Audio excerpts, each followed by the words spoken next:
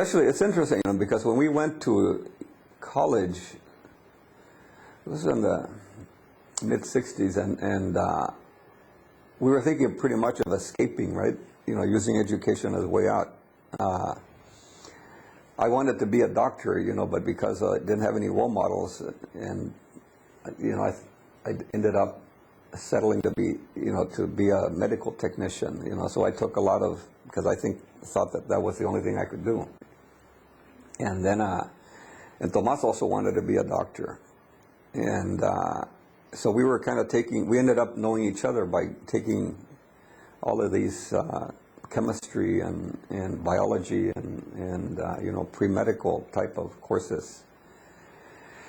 And then, I remember when I first met Tomas, he was one of the, as I mentioned, he was one of the few,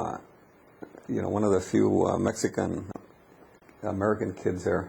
And and I was pretty, I had grown up in this country, so I was pretty clean cut. I had, pretty short hair and spoke relatively good English. And here Tomas was, real typically Mexican, with a little mustache and a real heavy accent and very friendly.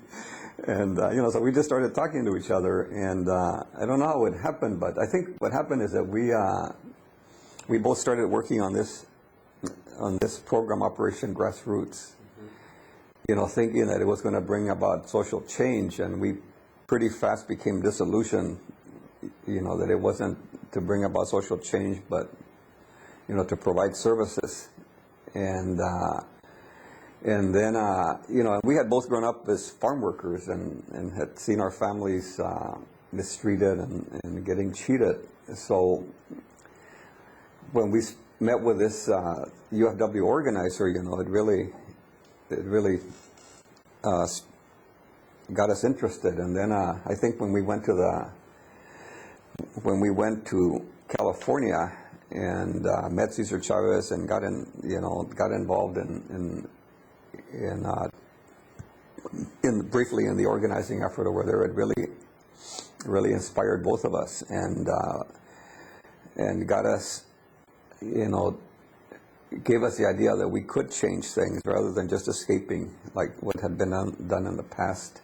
And then I was younger than Tomas, and I came up here to the university, and he stayed there, and then subsequently he got very, I became involved up here in the student movement, and he stayed there and started,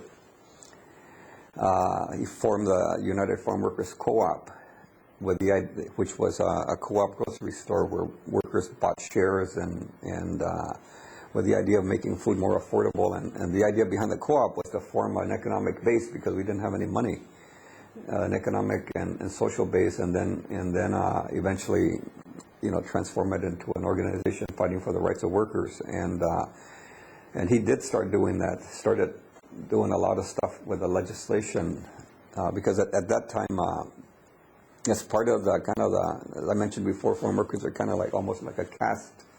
And part of that was legal, officially sanctioned legal discrimination.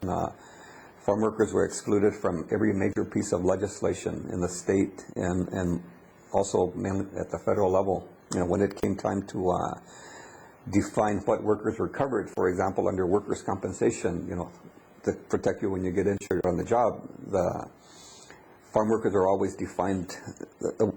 When it came down to define what workers are covered, it would always say except farm workers and servants and so we had our community had no unemployment insurance, no workers' comp insurance.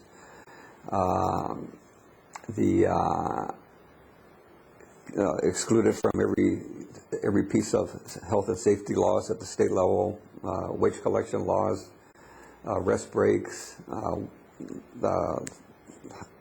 hygiene laws. There's no water required, as I mentioned before, no requirement for toilets in the fields. So the discrimination was just blatant, just out.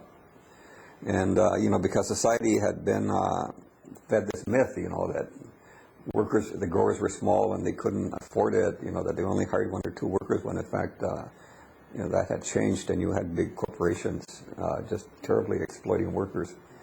There was no laws governing labor contractors and pay. So, I mean, because of all of this discrimination, it really created a consciousness among Tomas and I, but not just us, among every kid that grew up in that kind of environment. So when the